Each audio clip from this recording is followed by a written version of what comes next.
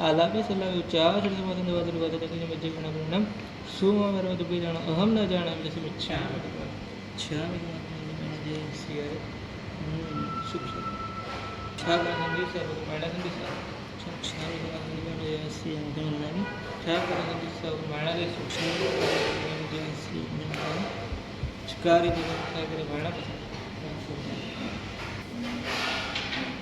नमोऽर्यन्ताणं नमो सिद्धाणं नमो आयर्याणं नमो वज्रायाणं नमो लोये सव्वसाहम् एषो पञ्चनमुक्कारो सर्वपापप्रणाशनमङ्गलाञ्जसव्येकं धर्मं भवै मङ्गलम् नमो दुर्वाररागादिवैरिवारनिवारणे अर्हते योगिनाथाय महावीराय तमे पन्नगे च सुरेन्द्रे च कौशिके पादसंस्पृशि निर्विशेषमनस्काय श्रीवीरस्वामिने नमः।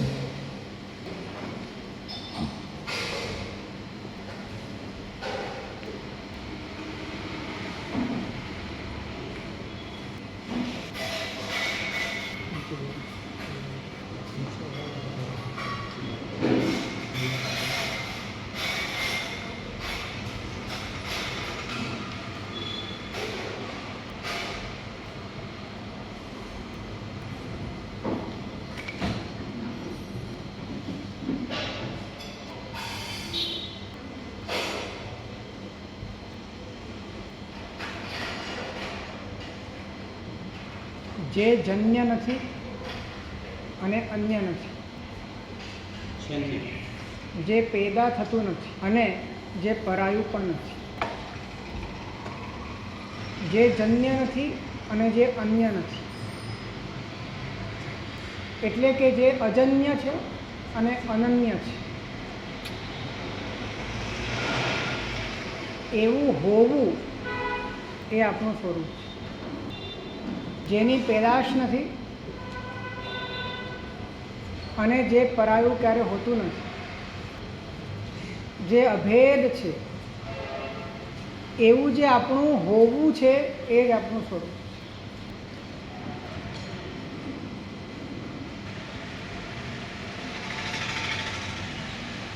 હોવું સ્વયં સિદ્ધ છે અને માટે હોવાને સુરક્ષિત રાખવું એ આપણી જવાબદારીનો વિષય બનતો, કારણ કે એ સ્વયં સિદ્ધ, અવ્યાબાદ, શાશ્વત છે. આવું હોવું અત્યારે આપણું વિદ્યમાન છે, કારણ કે હોવું ના હોય તો તમે ના હોય,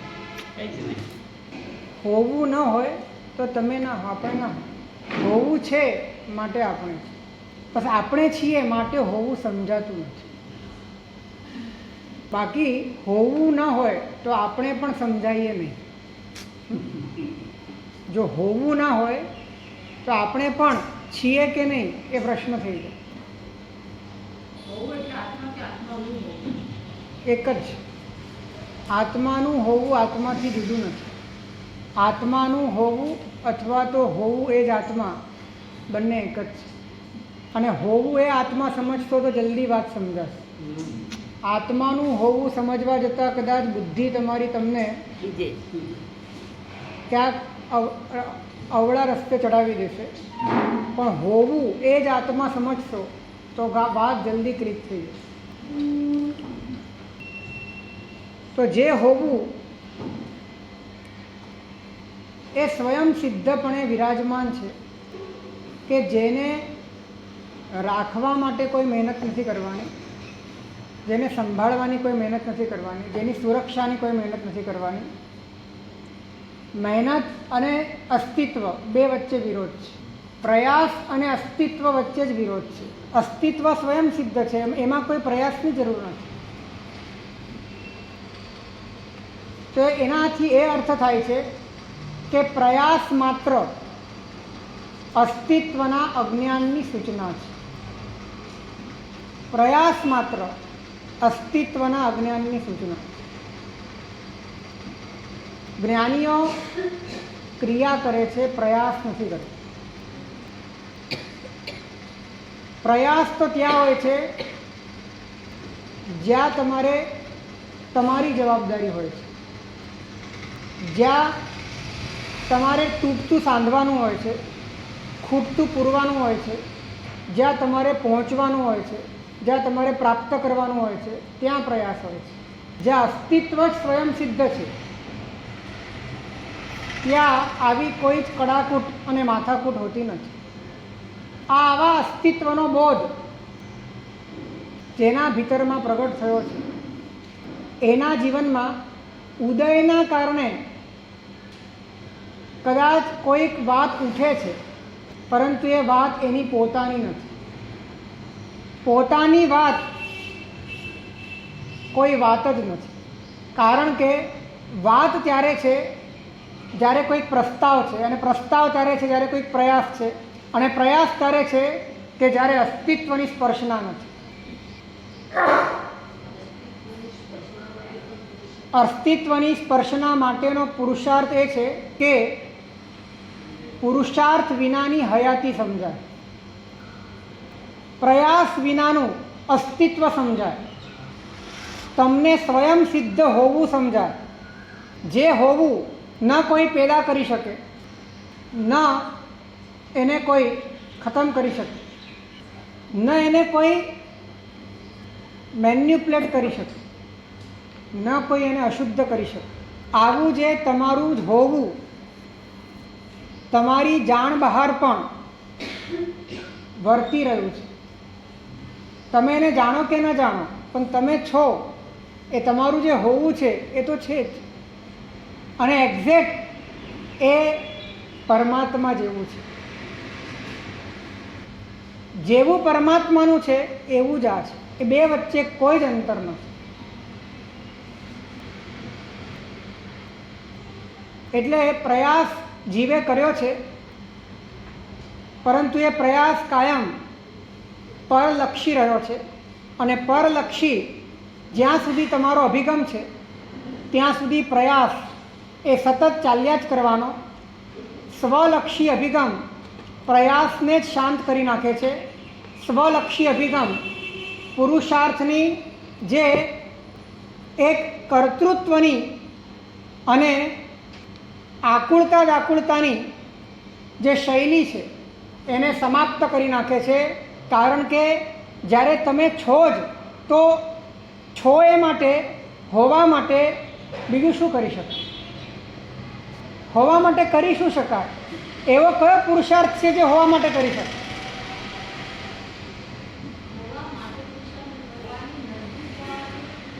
કઈ રીતે નજીક જશો કે જ્યારે તમે એ જ છો? તમે એની નજીક જશો કેવી રીતે?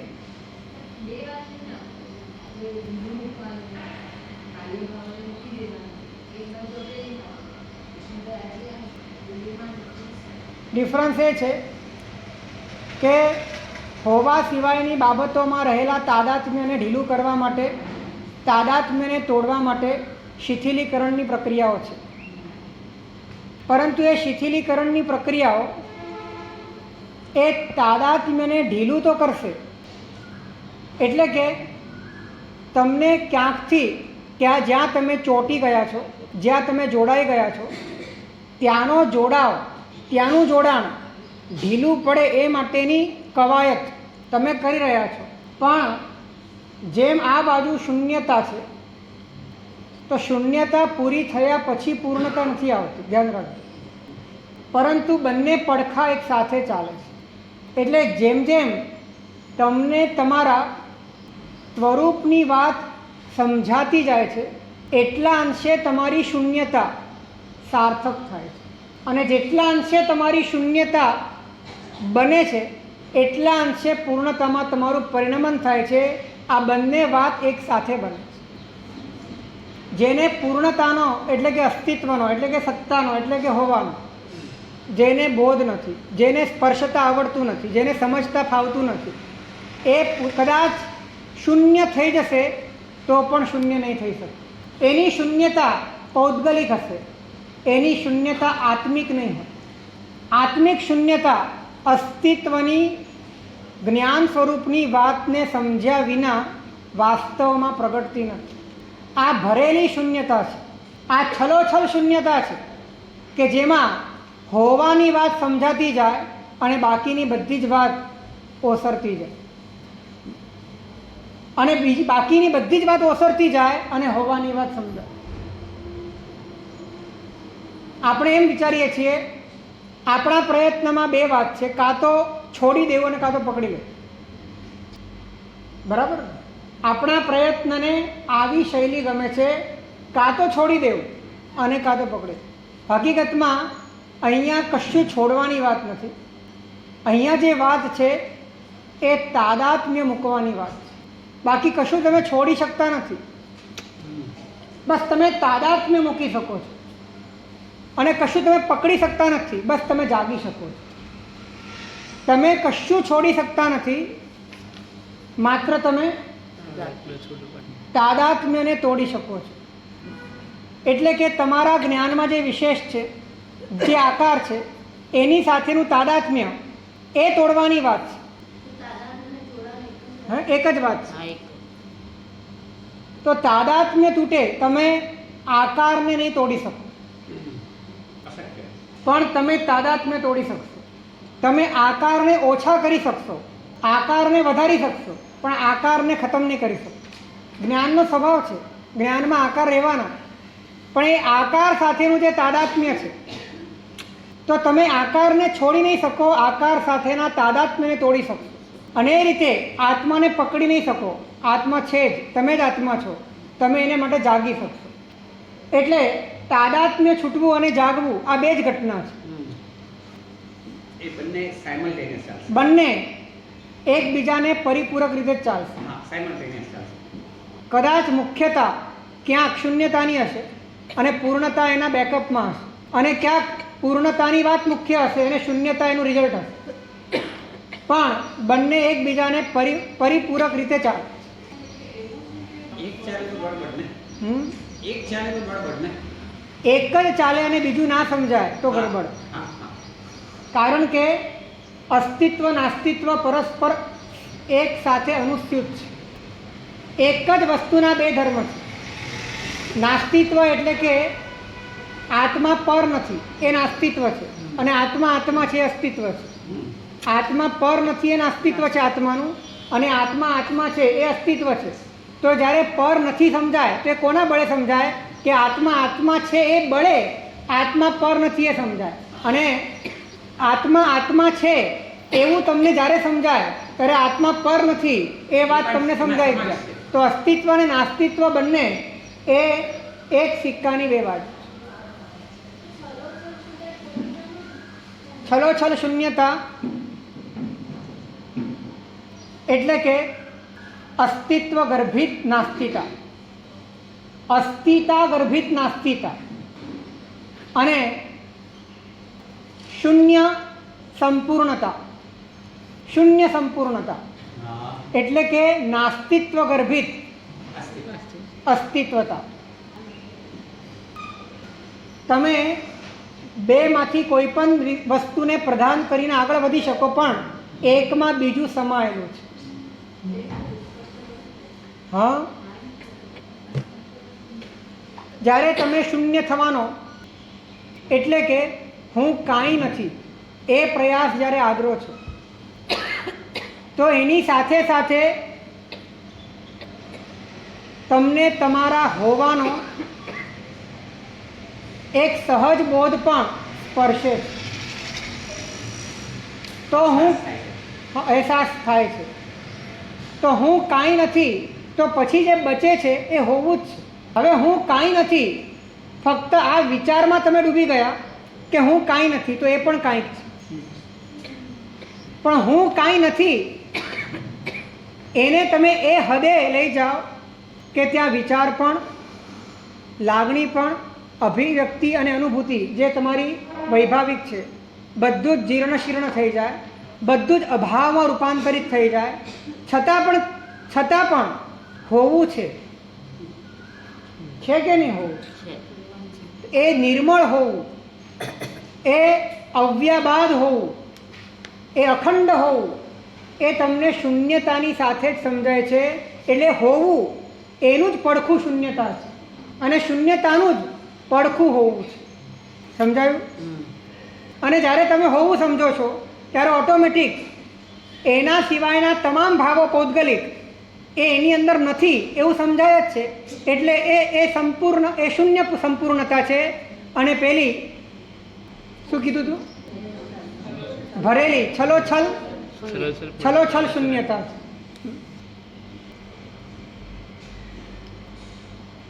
તો પ્રયાસ માત્ર આપણા ભીતરમાં આપણા હોવાના અનુભવથી આપણે વંચિત રહ્યા છીએ એની અભિવ્યક્તિ છે. હોવાના અનુભવથી આપણે વંચિત છીએ એની અભિવ્યક્તિનું નામ પ્રયાસ છે. નહીં તો પ્રયાસ કેમ કરવો પડે? માથાકૂટ કેમ કરવી પડી?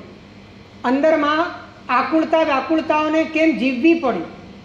અને એ જરૂરી પણ કેમ લાગી? એના વગર ચેન ન પડે એવું કેમ બન્યું?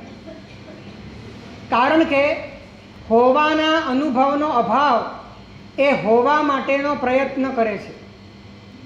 હોવાના અનુભવનો અભાવ હોવા માટેનો પ્રયત્ન કરે છે. અને હોવાનો પ્રયત્ન જ્યારે હોવામાં નથી હોતો, હોવાનો પ્રયત્ન એ જ્યારે બનવામાં હોય છે, હોવાનો પ્રયત્ન જ્યારે પર્યાયને લઈને, વિશેષને લઈને, પદાર્થને લઈને, સંયોગને લઈને, બહારના પદાર્થને લઈને હોય છે, ત્યારે એ પ્રયાસ એ જ વ્યાકુળતા બની જાય છે. એ પ્રયાસ જ સંશ્લેષ બની જાય છે. એ પ્રયાસ જ કષાય બની જાય.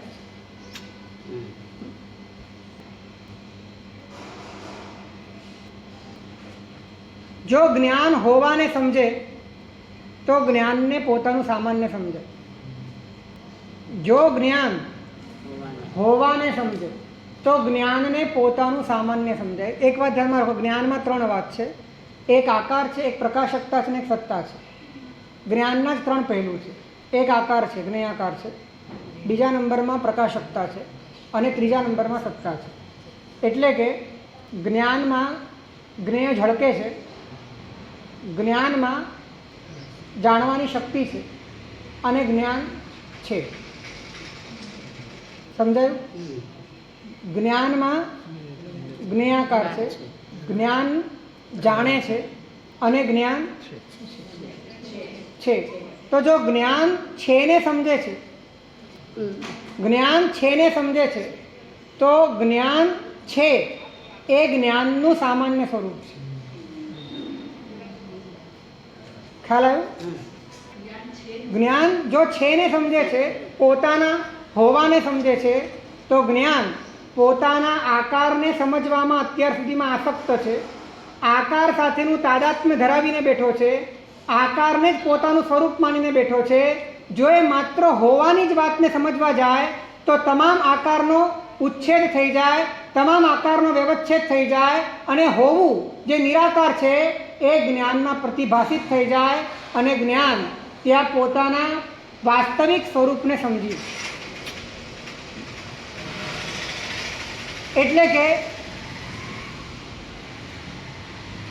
આમ હોવાનો કોઈ આકાર હોય? હોવાનો કોઈ આકાર હોય? હોવાને કોઈ હાથ પગ હોય? હોવાની કોઈ ક્રિયા હોય? તો હોવું એ શું હોય? અતિન્દ્રિય છે પણ પ્રત્યક્ષ છે. અતિન્દ્રિયનો અર્થ અપ્રત્યક્ષ નહીં કરવાનો, અતિન્દ્રિયનો અર્થ પ્રત્યક્ષ કરવાનો. હા, અરૂપી છે પણ હાજર છે. અને હાજર છે અને પ્રત્યક્ષ પણ છે. પ્રત્યક્ષ એટલા માટે છે કેમ કે પ્રગટ છે. અપ્રગટ હોય, હાજર ન હોય તો પછી આપણે એમ કહી શકીએ કે ભાઈ અત્યારે આત્માનો અનુભવ ના થઈ શકે. પરંતુ તમારી હયાતી, તમારું અસ્તિત્વ, તમારી સત્તા, તમારું હોવું એ અપ્રગટ તો કેવી રીતે હોય છે? એ પ્રગટ છે, ભલે અતિન્દ્રિય છે પણ પ્રગટ છે. અંશથી તો છે, અંશથી નહીં, સંપૂર્ણ છે. સંપૂર્ણ છે પણ અત્યારના અનુભવમાં અંશ.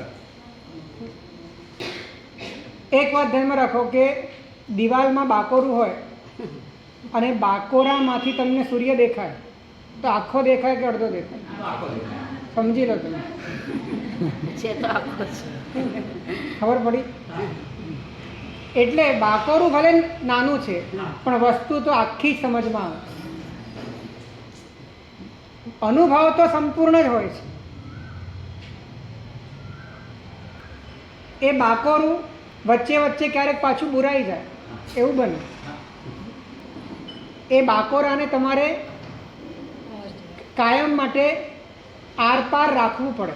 તમારા પક્ષે તમારી આ જાગૃતિ છે, પરંતુ એના પક્ષે કાંઈ નથી. એના પક્ષે કશું જ નથી. એ છે જ સ્વયં. અને એ છે એવી જાગૃતિ અને એવી સભાનતા એ જ આ બાકોરાને આર પાર રાખે છે. આપણી બહુ જ એક આમ ઊંડાણ સુધી ઘૂસી ગયેલી એક અપમાન્યતા છે કે આત્મા અરૂપી અને અતિન્દ્રિય હોવાથી સત્તામાં શુદ્ધ અને અનુભવવા યોગ્ય છે, હમણાં નહીં. સત્તામાં આ સત્તા શબ્દએ એટલો મોટો ગોટાળો કર્યો છે. સત્તા શબ્દનો અર્થ આપણે ભવિષ્ય કર્યો છે. સત્તા શબ્દનો અર્થ ભવિષ્ય નથી થતો. સત્તા શબ્દનો અર્થ વર્તમાન થાય છે. સત્તા એટલે સત, સત એટલે હોવું, અને એને તાતલ પ્રત્યે લાગ્યો એટલે સત્તા એટલે કે હોવાની વાત.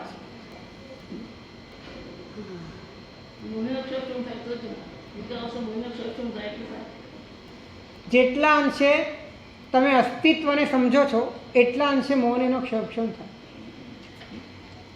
એટલે તમારા પુરુષાર્થ ઉપર નિર્ભર છે ક્ષયોક્ષમ. તમારા ક્ષયોક્ષમ ઉપર નિર્ભર નથી તમારો પુરુષાર્થ. તમારા પુરુષાર્થ ઉપર નિર્ભર છે તમારો ક્ષયોક્ષમ, કે તમે પુરુષાર્થ એ કરો છો કે નથી કરતા. અને આ પુરુષાર્થ એવો છે કે જ્યાં પુરુષાર્થ શૂન્યનો આસ્વાદ લેવાની વાત, જ્યાં પ્રયાસ શૂન્ય, પ્રયત્ન શૂન્ય, ક્રિયા શૂન્ય, સંપૂર્ણ નિષ્ક્રિય એવા હોવાને સમજવાની વાત. પરમ નિષ્ક્રિયતા રસ અમૃત પીધું. દેવચંદ્રજી મહારાજ લખે છે કે પરમ નિષ્ક્રિયતા રસ. કેવો રસ? પરમ નિષ્ક્રિયતા. સક્રિયતામાં રસ નથી હોતો, સક્રિયતામાં તો વ્યાકુળતા છે. પરમ નિષ્ક્રિયતા, જ્યાં સંપૂર્ણ નિષ્ક્રિયતા છે. નિષ્ક્રિયતા આપણને ગમે કે ના ગમે? આપણા સ્વભાવથી વિરુદ્ધ લાગે આપણને. કારણ કે જે અપૂર્ણ હોય એને સક્રિયતા ગમે, પરિપૂર્ણને તો નિષ્ક્રિયતા જ ગમે. જે પૂર્ણ છે એ નિષ્ક્રિય છે, જે અપૂર્ણ છે એ સક્રિય છે. તો અપૂર્ણને એટલી જ સક્રિયતા હોવી જોઈએ કે નિષ્ક્રિયને સમજે. હા, નિષ્ક્રિયનો અર્થ એ છે કે જે સ્વભાવથી નિત્ય છે અને નિત્ય હોવાના કારણે અનુત્પન્ન છે, અપ્રચ્યુત છે, અવિનષ્ટ છે. માટે એને પોતાને સર્વાઈવ કરવા માટે એને કોઈ પણ હવાતિયા મારવાના નથી. અહીંયા નિષ્ક્રિયનો અર્થ એ નથી કે એને પરિણામ નથી. નિષ્ક્રિયનો અર્થ એ નથી કે પર્યાય રહિત છે, પરંતુ એ પર્યાયો માટે કે પર્યાયોના આધારે જીવવા માટે અંતરથી એને કોઈ પણ પ્રકારની પરાધીનતા, કોઈ પણ પ્રકારની લાચારી, કોઈ પણ પ્રકારની મજબૂરી નથી, પોતે સ્વતંત્ર છે.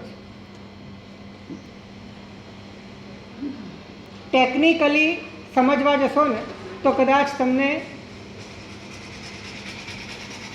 ગૂંચવાઈ જશો, પણ તમે ડાયરેક્ટ પ્રેક્ટિકલી તમારા હોવાને સમજો તો તમને નિષ્ક્રિયતા સમજાઈ જશે કે નિષ્ક્રિયતા અને હોવું બંને એક જ છે.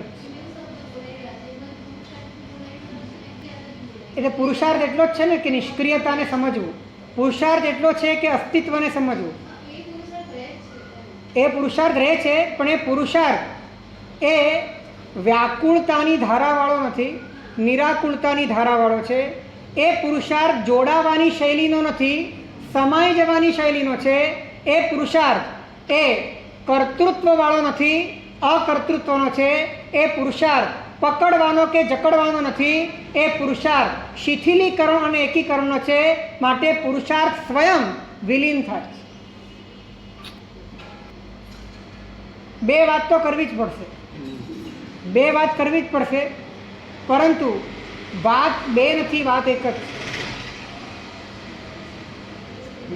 પરંતુ તમે એકના બે થયા છો, તમે એકના બે થયા છો. તમે એક જ હતા, એક જ છો અને એક જ રહેવાના છો, પણ તમે એકના બે થયા છો. માટે બેને એક કરવા માટે બેની વાત કરવી પડે.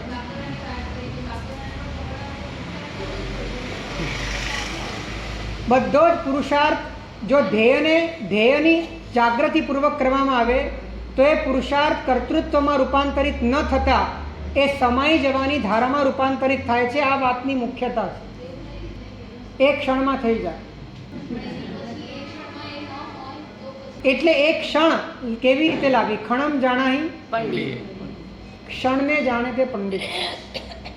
અસ્તિત્વની ક્ષણ સમજાય, ક્ષણમાં રહેલું અસ્તિત્વ સમજાય, અને ક્ષણમાં રહેલું હોવા છતાં શાશ્વત છે એમ સમજાય, શાશ્વત હોવા છતાં વર્તમાન છે એમ સમજાય. અને આવું અસ્તિત્વ સમજતાની સાથે તમારો પુરુષાર્થ અસ્તિત્વથી જુદો નથી રહેતો, પુરુષાર્થ વિલીન થઈ જાય છે અને તમે અને અસ્તિત્વ એક થઈ જાઓ છો. પછી પુરુષાર્થ જ નથી. બસ તમે પુરુષાર્થ શૂન્ય બનો ત્યાં સુધી પુરુષાર્થ છે, અને અસ્તિત્વ સમજો એટલે પુરુષાર્થ શૂન્ય સમજો. એ પુરુષાર્થ શૂન્યનો અર્થ એ નથી કે તમારા હાથ પગ ચાલવાનું બંધ થઈ જશે, તમારું મન ચાલવાનું બંધ થઈ જશે, એવી વાત નથી.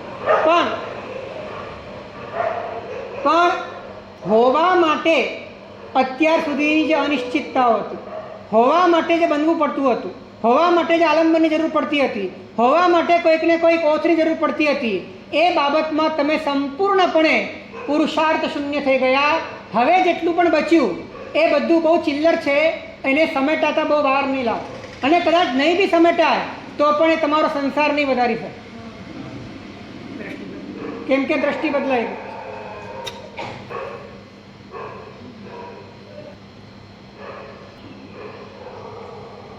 તો જો જ્ઞાન હોવું સમજે તો એને પોતાનું સામાન્ય સ્વરૂપ સમજાય. તો બે માર્ગ છે. એક હોવું સમજો અને તમને જ્ઞાન સમજાઈ જાય, અને બીજો માર્ગ છે કે તમે જ્ઞાન સમજો અને તમને હોવું સમજાય.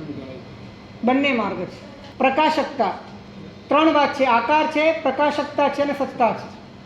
એમાં અનંતકાળથી આ જીવ પોતાની પ્રકાશકતા અને પોતાની સત્તા બંનેને ક્યાં માની રહ્યો છે? આકારમાં. કે જે આકાર એ વાસ્તવમાં તો જ્ઞેયનો આકાર છે, ફક્ત જ્ઞાનમાં ઝળકી રહ્યો છે. અને જ્ઞેયના આકારને જ, એટલે કે પર્યાયને જ પોતાના ગુણ અને ગુણી તરીકેનું સંપૂર્ણ દરજ્જો આપવાનું કાર્ય એ ભ્રમણાના બળે થયું. એટલે કે પ્રકાશકતા એ ગુણ છે અને સત્તા એ દ્રવ્ય છે. તો પ્રકાશકતા અને સત્તા બંનેનો આરોપ ક્યાં કર્યું? અનારોપ સુખમ મોહ ત્યાગાદપી અનુભવન્નપી આરોપ પ્રિય લોકેશુ વક્તુમ આશ્ચર્યવાન ભવ. આરોપ, આ જ આરોપ છે કે આકારમાં તમે આરોપ કર્યો પ્રકાશકતાનો, એટલે કે જ્ઞેય અને જ્ઞાન બંનેને તમે મિશ્ર કરી નાખ્યું. જ્ઞાન મિશ્ર થયું એટલે કે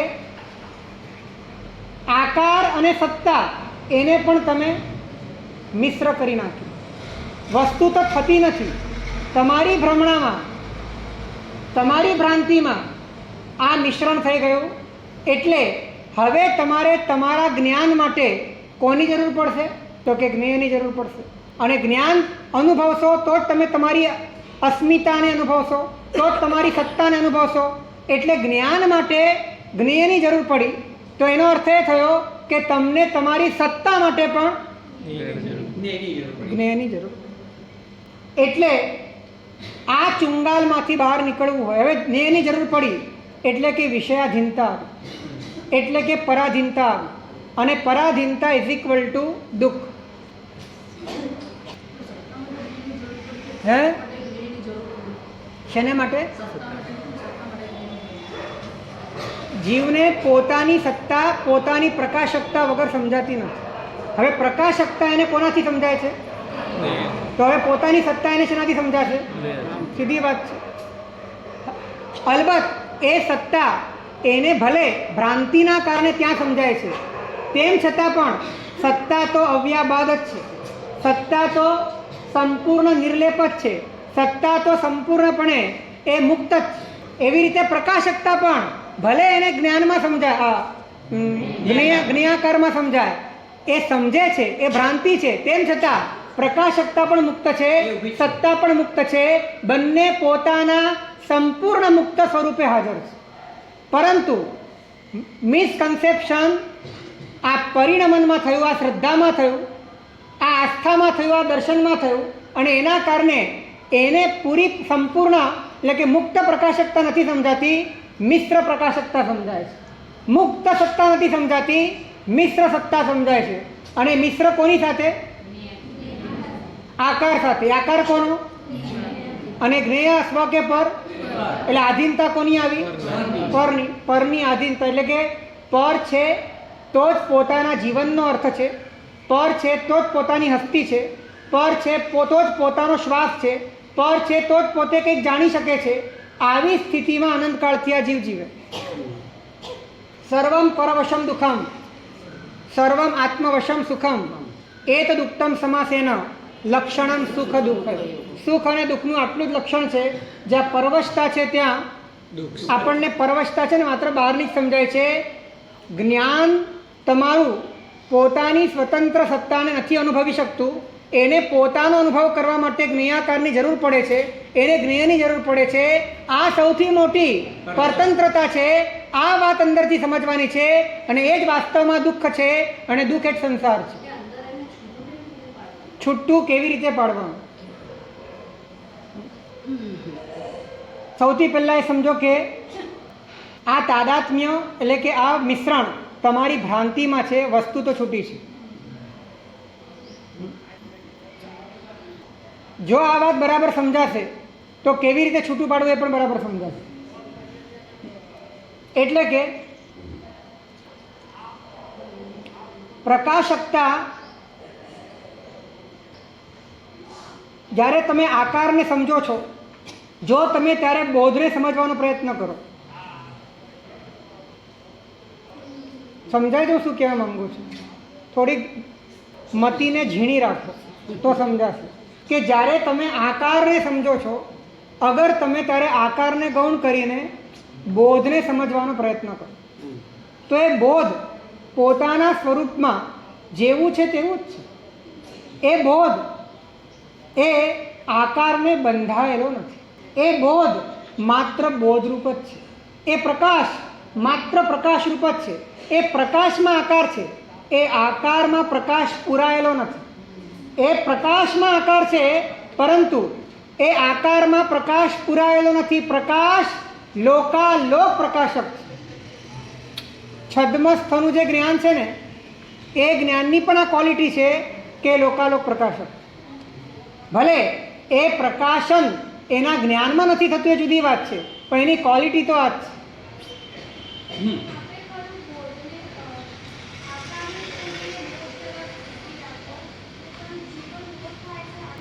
આકારને લઈને થાય છે, પણ આપણને આપણે બોધથી આકાર તરફ જઈએ છીએ, આકારથી બોધ તરફ નથી જતા.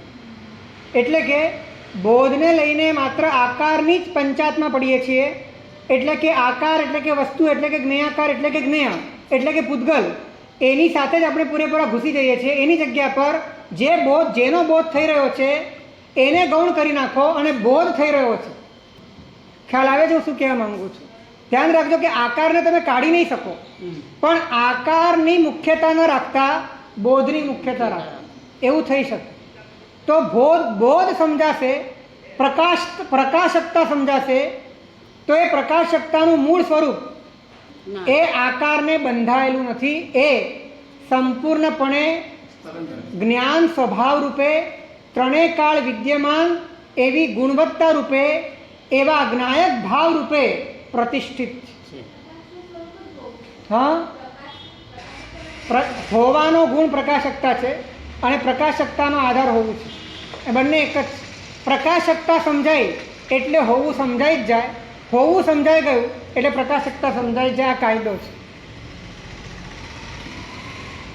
એટલે તમે યા ડાયરેક્ટ હોવાને સમજી લો તો પ્રકાશકતા સમજાઈ જશે, યા તમે પ્રકાશકતાને સમજી લો, હોવું તમને સમજાઈ જશે. અને આ રીતે સમજાતાની સાથે જ આત્માનો બોધ થઈ જશે. ચિન્હ માત્ર લક્ષણ એનાન્ય વ્યતિરિક્તત્વ આત્મનો પ્રચીયતે યદશ્રાંતમ તદેવ જ્ઞાનમ ઉત્તમ. ચિન્હ માત્ર એવું જે આત્માનું લક્ષણ છે, જે આત્માને બાકીના તમામ પદાર્થો કરતાં જુદું પાડે છે. બીજા બધા પદાર્થોમાં બીજા બધા લક્ષણ હોઈ શકે, પણ બીજા બધા પદાર્થો કરતાં આત્માને જુદું પાડનાર, આત્મા તરીકે અનુભવમાં તમે એને લાવી શકો એવું જો કોઈ લક્ષણ હોય તો એ માત્ર ને માત્ર ચિન્હ માત્ર છે. ચિન્હ માત્ર એટલે કે જ્ઞાન માત્ર. જ્ઞાન માત્ર એટલે કે જ્ઞાન સામાન્ય. જ્ઞાન સામાન્ય.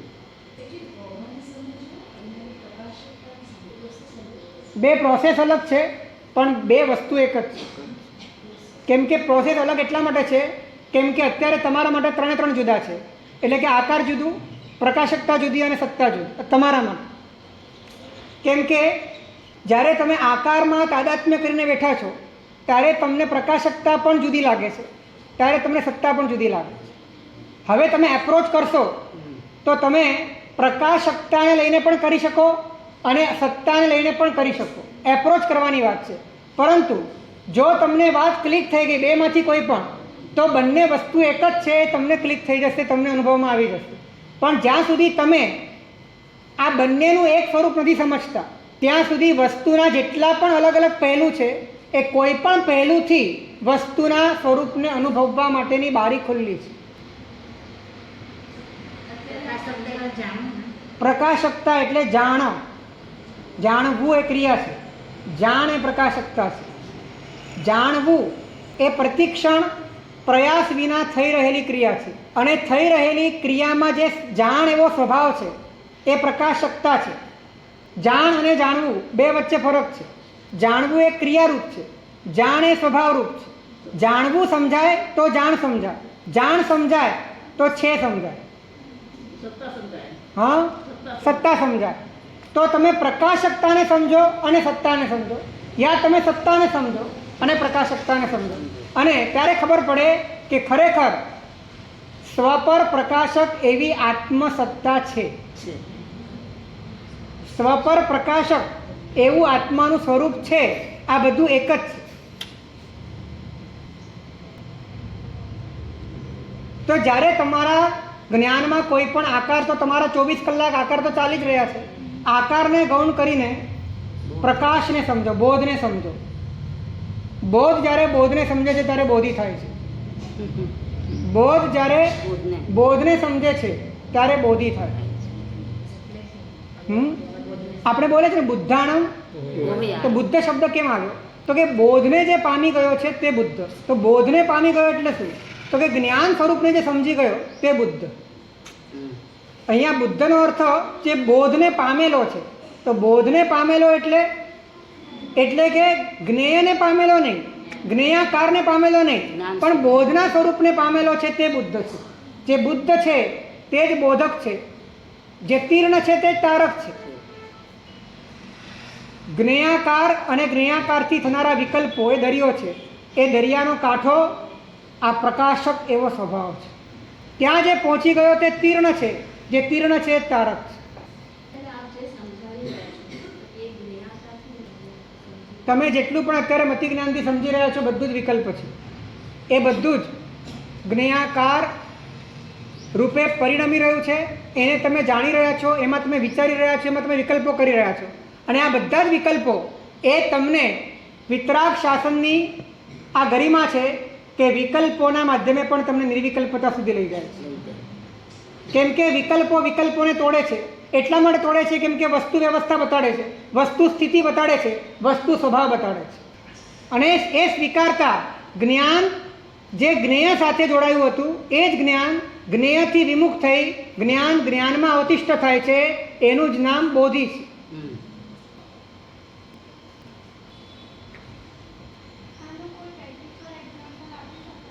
પ્રેક્ટિકલ 24 કલાક તમે કરી શકો એવું છે. કારણ કે 24 કલાક તમે કાંઈક જાણો છો. હવે એમાં જે કાંઈક જાણો છો એમાં કાંઈક છે એને સંપૂર્ણપણે ગૌણ કરી નાખો અને જાણો છો એની પર ધ્યાન આપો. આ પ્રેક્ટિકલ કહું છું તમને.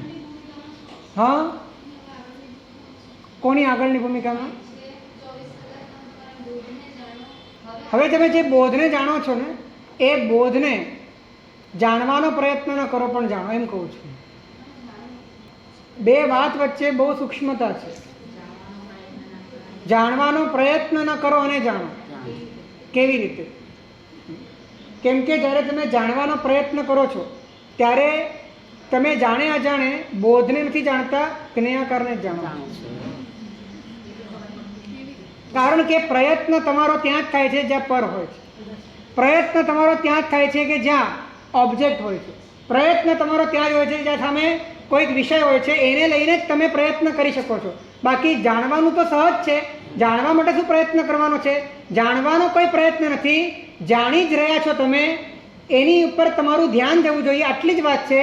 પણ મોટા ભાગે જીવનો એવો અનંતકાળથી સ્વભાવ રહ્યો છે. સ્વભાવ એટલે કે એની અવળી આદત રહી છે કે એને કોન્સન્ટ્રેટિવ મોડમાં એટલે કે એકાગ્રતાના મોડમાં જ એને પરને પકડવાનો પ્રયત્ન કર્યો છે. તો જ્યારે એમ કહીએ કે હવે તમે કાંઈકને ગૌણ કરી નાખો અને માત્ર તમે બોધને જાણો, જાણો છો એ જાણો, ત્યારે તમે જાણે અજાણે એને જ જાણો છો, બોધને નથી જાણતા. તમે વસ્તુને જ વધારે જોર આપીને જાણો છો. તમે તમારા મનને જ વધારે જોર આપો છો. તમે તમારા વિકલ્પોને જ જોર આપો છો. હું તમને એમ પૂછું છું કે તમે જાણો છો એમાં પ્રયત્ન શું છે?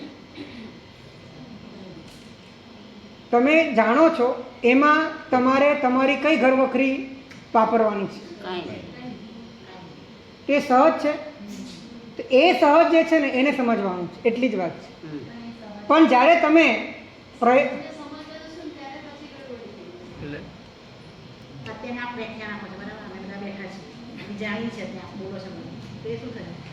એક વાત કહું તમને, બે વચ્ચેનો ભેદ કેવી રીતે સમજશો કે તમે જાણવાનો પ્રયત્ન કરો છો ને, જાણવાનો કોઈ પ્રયત્ન કરો, જાણવાનો એ પણ વગર પ્રયત્ન જણાય છે.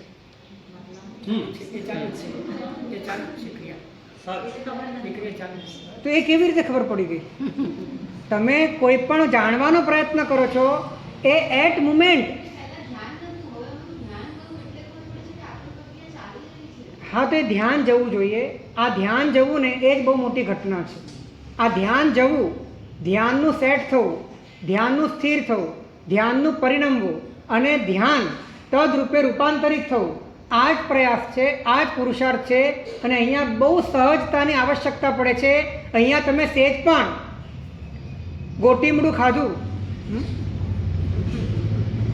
તમે સેજ પણ વધારે પડતું કરવા ગયા, આ સોયમાં દોરો પરવા કરતાં પણ અને તલવારની ધાર પર ચાલવા કરતાં પણ, ધાર તલવારની સોયલી દોહિલી 14માં જીવતણી ચરણ સેવા, ધાર પર નાચતા દેખ બાજી કરા, સેવના ધાર પર બહુ સૂક્ષ્મ છે આ.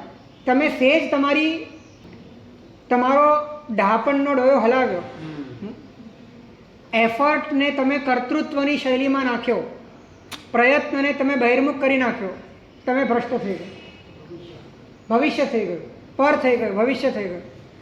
તો સૌથી મોટા આશીર્વાદ એ છે કે તમારે જેને જાણવું છે ને એ હાજર જ છે.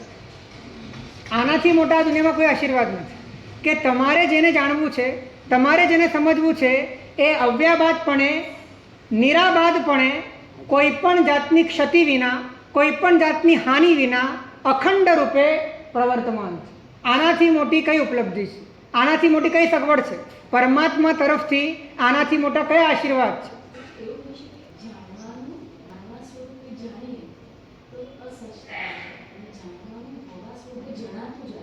બંને માર્ગ છે. તમે સત્તાને જાણો અને પ્રકાશકતા સુધી પહોંચો, બંને એટલે એટ મુમેન્ટ થઈ જશે. જ્યારે સત્તાને જાણશો તો પ્રકાશકતા સમજાઈ જશે, અને જ્યારે પ્રકાશકતાને સમજશો ત્યારે સત્તા સમજાઈ જશે. પણ બધા માટે બધું સહેલું નથી, બધા માટે બંને સહેલું નથી. કોકની ધારા એવી છે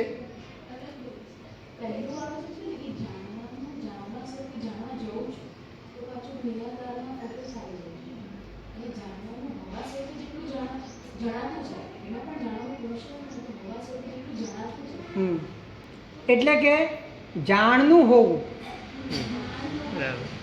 જાણવાનું હોવું નહીં, જાણનું હોવું જો સમજવાનો પ્રયત્ન કરશો તો તમારે એક પંથ દો કાજ થઈ જશે. એક સાથે બંને સધાઈ જશે, પ્રકાશકતા અને સત્તા બંને સમજાઈ જશે. પરંતુ હા, જાણ હોવા સ્વરૂપે જ છે, પણ તમને ક્યારે સમજાશે? તમને બેમાંથી કોઈક એક એ યથાર્થ રૂપે ક્લિક થાય તો બંને ક્લિક થાય. બંને એક સાથે ક્લિક થાય એવું જરૂરી નથી. કાં તમને સત્તા મુખે, કાં તમને પ્રકાશકતા મુખે તમને વસ્તુની અનુભૂતિ માટે આ બે મુખ્ય પરિબળ છે, આ બે મુખ્ય સાધન છે, આ બે મુખ્ય દ્વાર છે. એટલા માટે જ આપણે સત, ચિત, તો જ્યારે તમે આકારમાં સત કરો છો અને આકારમાં જ ચિત્ત કરો છો ત્યારે આનંદ નથી હોતો. જ્યારે તમે આકારમાં જ સત કરો છો અને આકારમાં જ ચિત્ત માનો છો ત્યારે આનંદ નથી હોતો. પરંતુ જ્યારે સત અને ચિત્ત બંને એક રૂપે સમજાય છે એ જ આનંદ છે. સત અને ચિત્ત બંને એક સ્વરૂપે સમજાય એ જ આનંદ છે. કાં તમે ચિત્તને સમજીને સતને સમજો, કાં તમે સતને સમજીને ચિત્તને સમજો, કાં ચિત્તમાં રહેલા સતને સમજો, કાં સતમાં રહેલા ચિત્તને સમજો.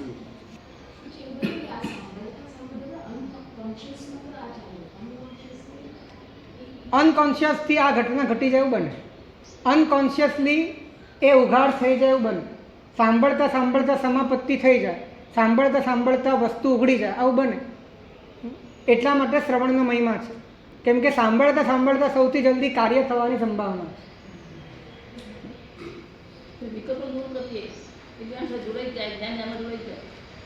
જો પ્રકાશકતા અને સત્તા આ બેને અથવા તો આ બંનેમાં રહેલા ગર્ભિત તત્વથી, એટલે કે પ્રકાશકતામાં રહેલી સત્તા અને સત્તામાં રહેલી પ્રકાશકતા, આના બળ વગર તમે વિકલ્પોને તોડવાનો પ્રયત્ન કરી નાખ્યો તો પણ વિકલ્પ ઊભો રહેશે.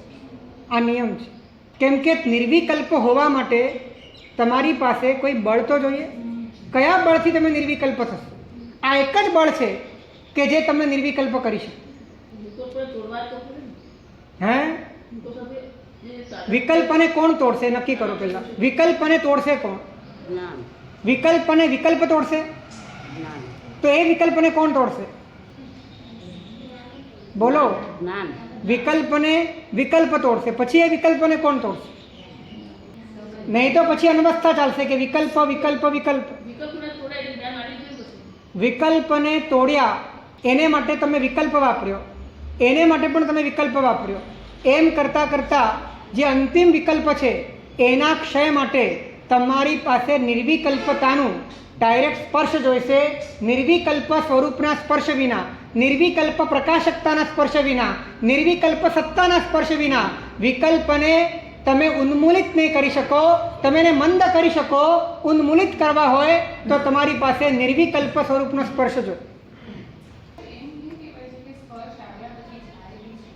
ક્ષયોક્ષમ ભાવ છે ને આપણો, ક્ષાયિક ભાવ હોય તો ન જાય. આ બાકોરાવાળી વાત આવી કે બાકોરું બુરાઈ જાય પાછું. તો એ જ્યાં સુધી ક્ષયોક્ષમ ભાવ છે ત્યાં સુધી આ શક્યતા છે. તો જ્ઞાનમાં રહેલી 3 વાત, આકાર, પ્રકાશકતા અને સત્તા. અનંતકાળથી પ્રકાશકતા અને સત્તા ક્યાં સમજાય છે? આકારમાં સમજાય છે, અને માટે ભાવભ્રમણ છે. હવે આકાર, પ્રકાશક અને સત્તામાં સમજાવવો જોઈએ. આકારમાં પ્રકાશકતા અને સત્તામાં સમજાવવી જોઈએ. ખ્યાલ આવ્યો? હવે એ ક્યારે બનશે કે જ્યારે સત્તા અને પ્રકાશકતા સ્વરૂપે તમને તમારું સ્વરૂપ સમજાશે. ત્યારે તમને ખ્યાલ આવશે કે આ તમામ આકારો જેમ દરિયામાં મોજા હોય છે એવી રીતે તમામ આકારો મારી અંદર ઉત્પન્ન થાય છે અને વિલય પામે છે, પણ હું નથી ખતમ થતો, નથી ઉત્પન્ન થતો. હું કાયમ માટે અવિનાશી એવું મારું સ્વરૂપ છે. અક્ષય અકલંક છે જીવનું જ્ઞાન આનંદ સ્વરૂપ રે ચેતન જ્ઞાન અજવાળીએ. આ જે ચેતન પછી શું લખ્યું? જ્ઞાન અજવાળી એટલે કે પ્રકાશકતાને અજવાળવાની વાત કરે છે. તું તારી પ્રકાશકતાને સમજ. તું જેટલી પ્રકાશકતાને સમજશે તને આત્માનો બોધ થઈ જશે, તને ચેતનતાનો બોધ થઈ જશે, તને તારી સત્તાનો બોધ થઈ જશે.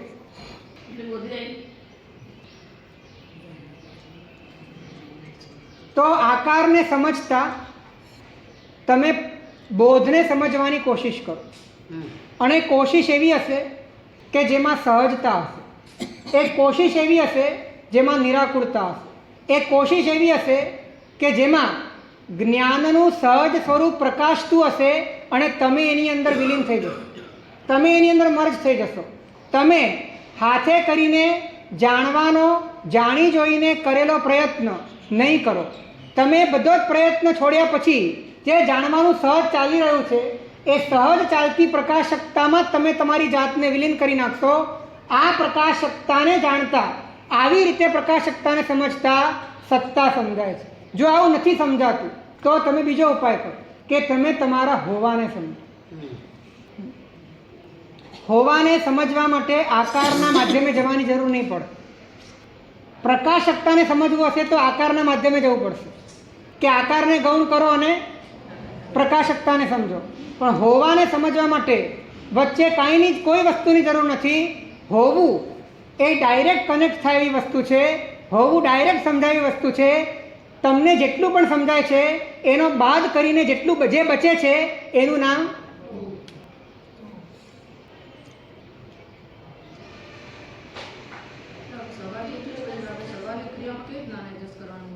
હા. હોવું ને કેવી રીતે આપણે હોવું ને એડજસ્ટ નહીં કરીએ, આપણે એડજસ્ટ થઈશું.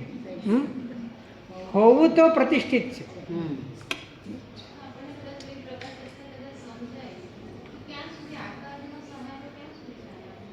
નિરાકાર ન સમજાય ત્યાં સુધી, નિરાકાર સત્તા ન સમજાય ત્યાં સુધી આકારનો સહારો છે. અને આકારનો સહારો આકારને સમજવા માટે નહીં, પ્રકાશકતાને સમજવા માટે.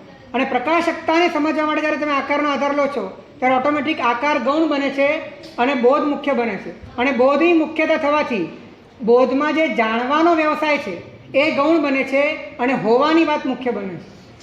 ફરીથી જાણવાનો વ્યવસાય ગૌણ બને છે અને હોવાની વાત મુખ્ય બને છે. અને હોવું અને જ્ઞાન બંને એક થઈ જાય એવો જે અનુભવ છે એ જ આત્માની અનુભૂતિ છે.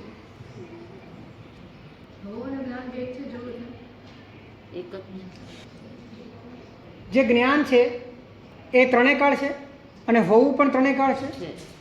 હવે આ જે જ્ઞાન છે એ હોવામાં જ છે અને જે હોવું છે જ્ઞાનમય છે, તો બંને એક જ છે ને. શુદ્ધ સ્વરૂપના ધારક ગુરુ શું બોલીએ છીએ? શું બોલો છો તમે? રોજ બોલો છો. શુદ્ધ સ્વરૂપના ધારક ગુરુ જ્ઞાનમય, દર્શનમય, ચારિત્રમય બોલો છો ને. તો મયનો અર્થ શું છે? કે અભેદ છે, એક છે. આપણે સ્થાપનાજીના પડિયાણમાં પણ મહાપુરુષોએ આખી વાત વણેલી છે. સ્વરૂપનો બોધ રોજ 2 ટાઈમ થાય અને તમને તમારા આત્મતત્વ પ્રકાશના તાવત સેવ્યો ગુરુત્તમ એ વાત અંદરમાં તમને બોધિત થાય. એના માટે પણ હરામ છે કે એ વાત ક્યારે વિચારમાં પણ આવી. શુદ્ધ સ્વરૂપના ધારક ગુરુ, શરૂઆત જ કેટલી અદભુત છે.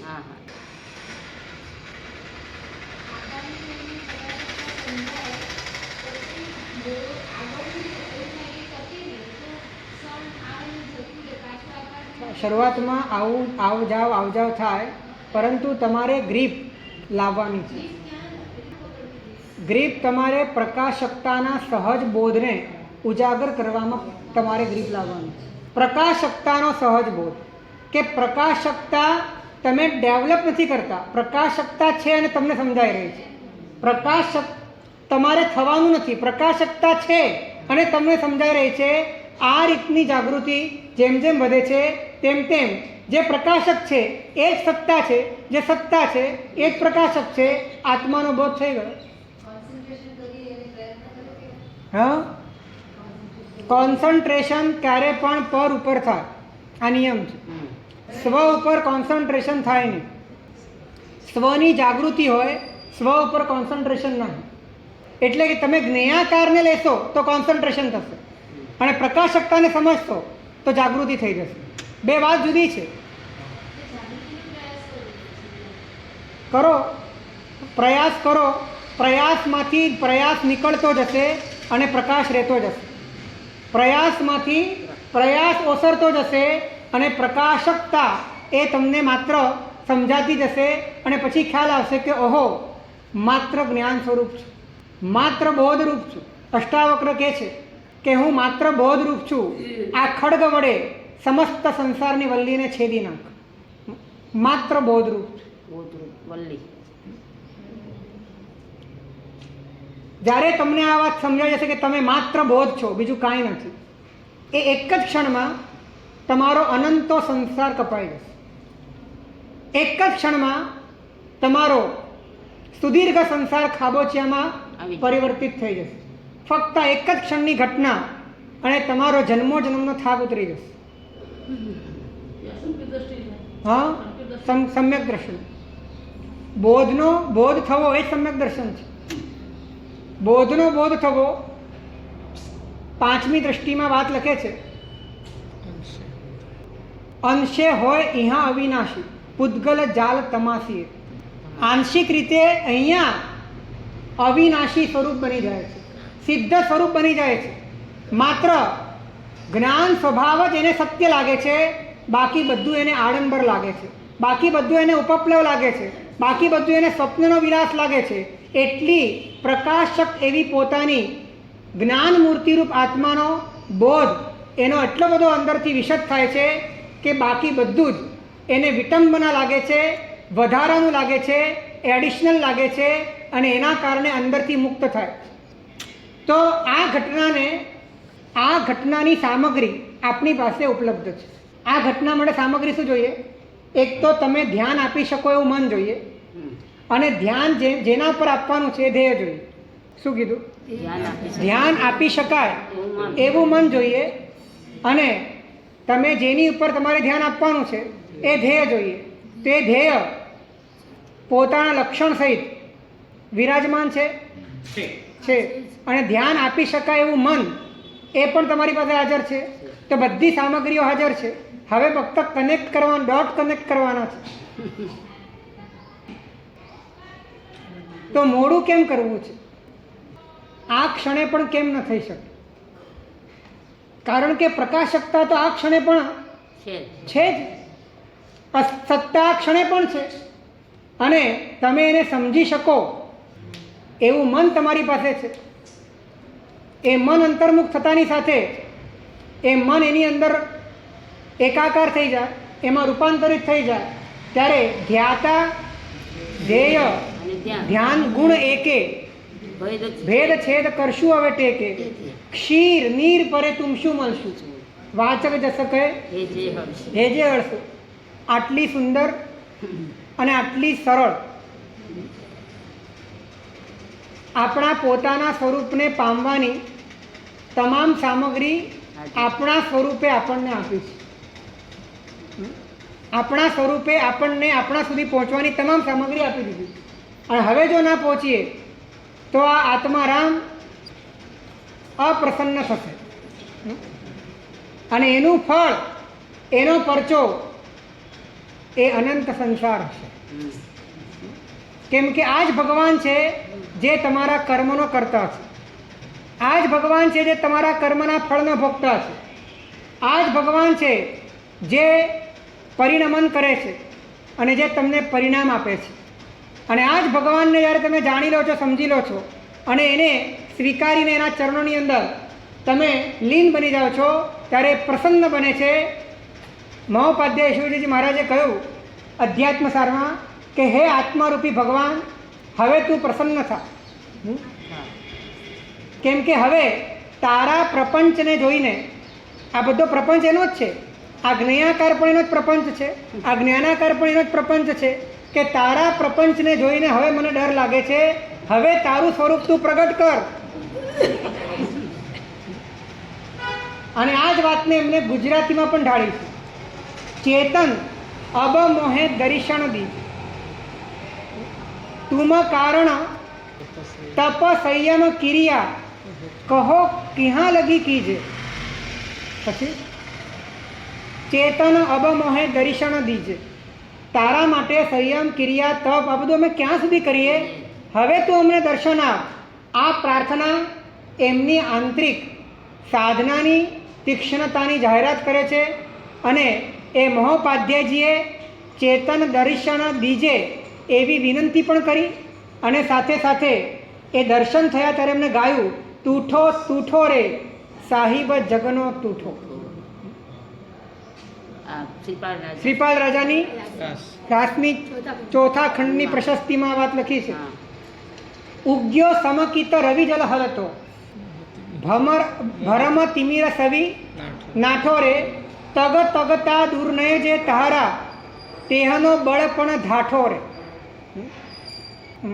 મારે તો સદગુરુ પસાય, અનુભવ દિલ માહી પેઠો રે, વૃદ્ધિ વૃદ્ધિ પ્રગટી ઘટ માહી, આત્મ રતિ હુઈ બેઠો રે, તૂઠો તૂઠો રે સાહિબ જગનો તૂઠો. આ બધી વાત એમને અનુભૂતિ પહેલાંની તરફ પણ અભિવ્યક્ત કરી છે, અનુભૂતિ પછીની તૃપ્તિને પણ અભિવ્યક્ત કરી છે. એટલે 400 વર્ષ પહેલાંના જ મહાપુરુષે આપણને આખો માર્ગ બતાડ્યો છે. અને માર્ગ દ્વારા આપણને એ માર્ગ ઉપર ચાલવાનું સાહસ, ચાલવા માટેની વિધિ, ચાલવા માટેની પદ્ધતિ, ક્યાંય પણ આપણે ભૂલ ન કરી બેસીએ એનું પરફેક્શન અને પ્રોત્સાહન પણ આપ્યું છે. ક્યાંય પણ આત્મા સુધી પહોંચવા માટે આ દુનિયામાં અસંખ્ય વાર્તાઓ છે, પણ એ બધી વાર્તાઓ ક્યાંક અધૂરી રહી જાય છે. બસ એ અરમાનો રહી જાય છે, કારણ કે સ્પષ્ટતા નથી હોતી, સંપૂર્ણતા નથી હોતી. પ્રભુનું શાસન અને મહાપુરુષોનું વિશ્લેષણ એના માધ્યમે આપણને એટલો બધો સ્પષ્ટ માર્ગ મળ્યો છે કે આ માર્ગ ઉપર માત્ર તમારે બસ એક ડગલું જ માંડવાનું છે અને પરમાત્મા હાજર છે. તો આપણે શા માટે પ્રમાદ કરીએ? શા માટે આપણે સમય બગાડીએ? શા માટે આપણે પોતાની જાતને છેતરીએ? શા માટે અસત્યના કોચલામાં જીવીએ? શા માટે અંધકારમાં જીવીએ?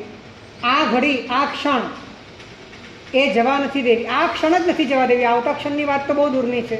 એ રીતે જીવીએ તો દરેક ક્ષણ આપણા માટે અપ્રમાદ બની જશે, દરેક ક્ષણ સાધના બની જશે, દરેક ક્ષણ ઉપાસના બની જશે. હા, શું કીધું? આત્માનું ભાવ ન હોય તો તમને જે અનુભવ હોય એ પરનો હોય, અને પરનો અનુભવ હોય તો એ મિથ્યાત્વ છે, અને મિથ્યાત્વનું ફળ તો અનંત સંસાર છે.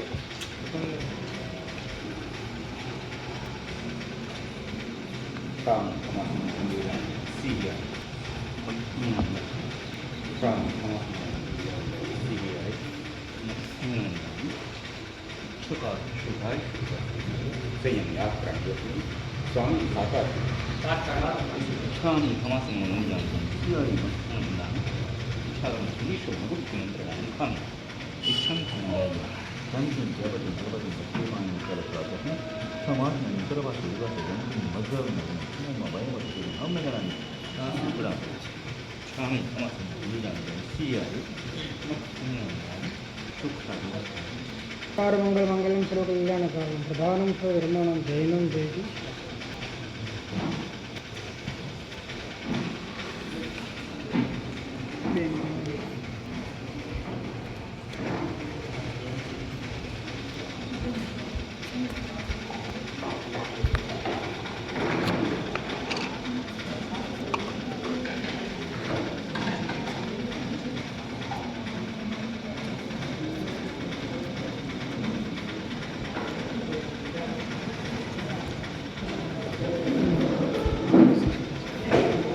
નર્મદા મારો આવ્યો તો પણ હું નહોતો હું મારે એટલે કંઈક અડો બાવજી વખતે વાત થઈ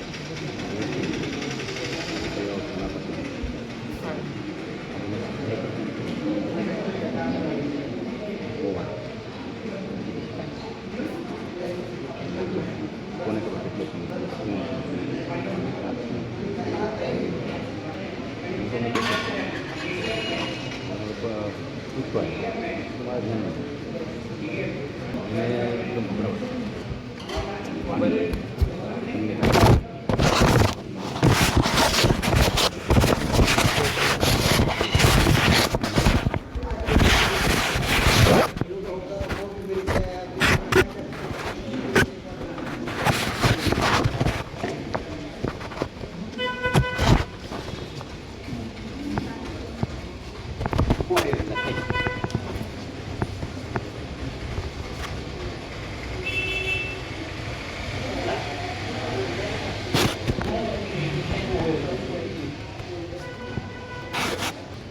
લાવ્યો છે